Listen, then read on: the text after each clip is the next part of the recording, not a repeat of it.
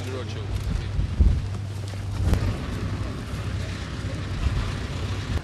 ძალიან მნიშვნელოვანია რომ იაპონიის მთავრობამ გადმოგვცვა ეს ტრაქტორები და ძალიან ჩქარა განხორციელდა ეს პროგრამა. ჩვენ ამისთვის მადლობელები ვართ. ჩვენ თქვით რომ ეს ტრაქტორი ყველა სოფელს ბოლო 2 წელიწადში რა ტრაქტორები შემოვიტანეთ, შემდეგ 2 წელიწადში ამდენიც რომ შემოვიყვანოთ თავის დანადგარებით. პრაქტიკულად საქართველოს იქნება მთლიანი ტრაქტორიზირებული.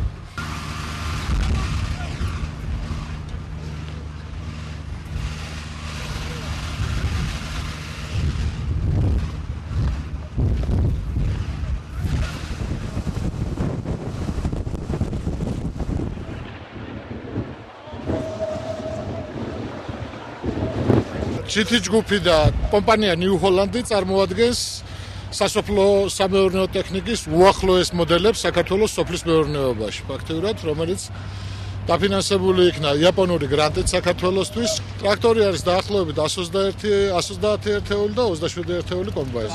ჩვენ უახლოეს დღეებში ამ ტექნიკას უკვე გადავცემთ უშუალოდ შესაბამის მუნიციპალიტეტებს, რომ დაიწყოს უშუალოდ უკვე ამ ტექნიკის სოფლად გამოყენება და საგაზაფხულო სამუშაოებს მოხმარდეს ეს ყველაფერი. ჩვენ ამ დახმარების ეფექტურად გამოყენებას აუცილებლად უზრუნველყოფთ.